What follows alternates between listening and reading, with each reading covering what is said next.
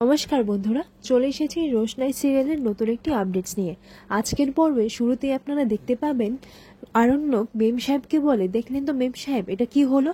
আপনি কেন যে রোশনাইকে এটা খাওয়ালেন কে জানে, আমি তো কিছুই বুঝতে পারছি না। গরিমা বলে, কেন আরণ্যক, এটা তো আমরা সবাই খেয়েছি, কোথায়, আমাদের তো কিছু হয়নি। এরপর আরণ্যক রাগের মাথায় সে আরো ঠান্ডায় খেতে লাগে, আর তখনই তার নেশা চড়ে যায়। এরপর গরিমা বলে, আমি গিয়ে একটু দেখে আসছি।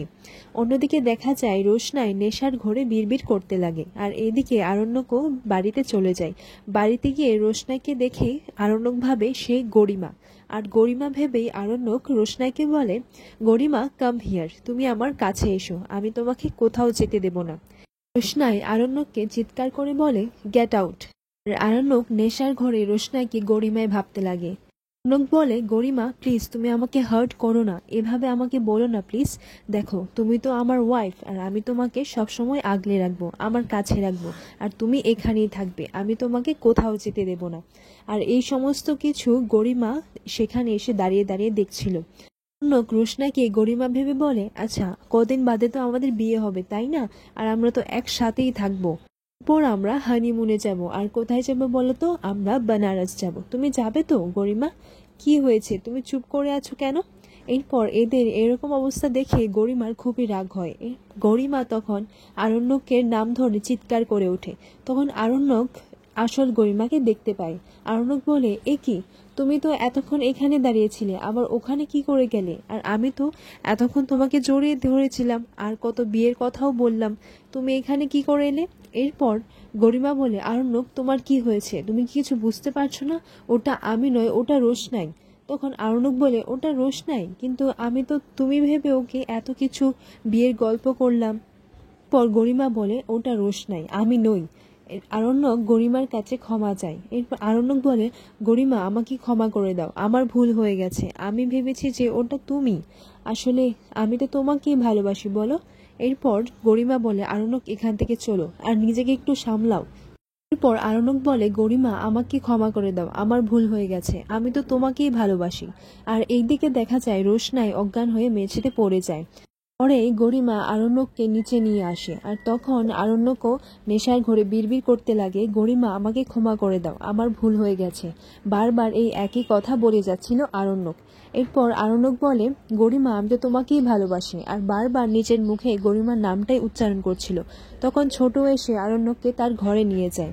এরপর গরিমার মা বলে, আচ্ছা হয়েছেটা কি? তখন গরিমা সব কথাটাই সবার সামনে বলে।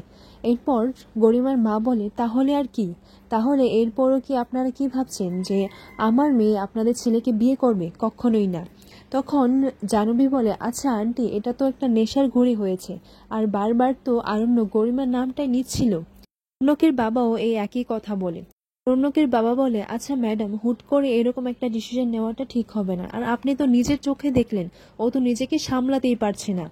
আর ও হয়তো নেশার ঘোরে গুলিয়ে ফেলেছে, রোশনাইকে হয়তো গরিমা বলে ফেলেছে, আর আপনি তো দেখলেন যে বারবার তো ও গরিমার নামটা নিচ্ছিল।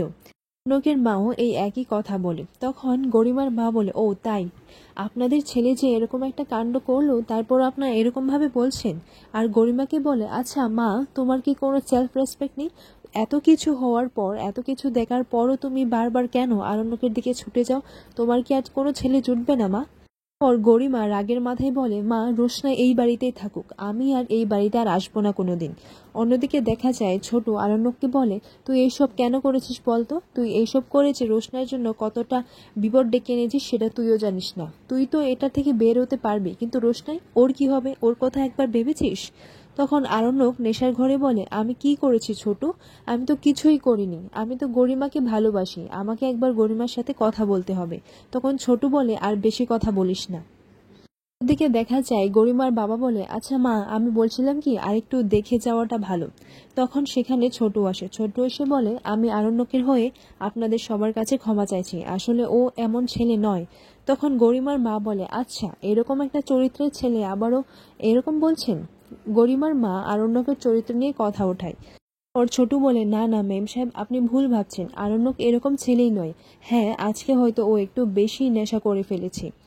এদিকে মিষ্টু এসে জাহ্নবীকে বলে, আমি রোশনাইয়ের দিকে দেখে এসেছি, আমার মনে হয় ও অজ্ঞান হয়ে পড়ে আছে। এরপর জাহ্নবী বলে, এই বিষয় নিয়ে এখানে আর কথা না বলাটাই ভালো। তখন মিষ্টু বলে, কিন্তু। এরপর জাহ্নবী বলে, বললাম না, এখন তোমার ঘরে যাও।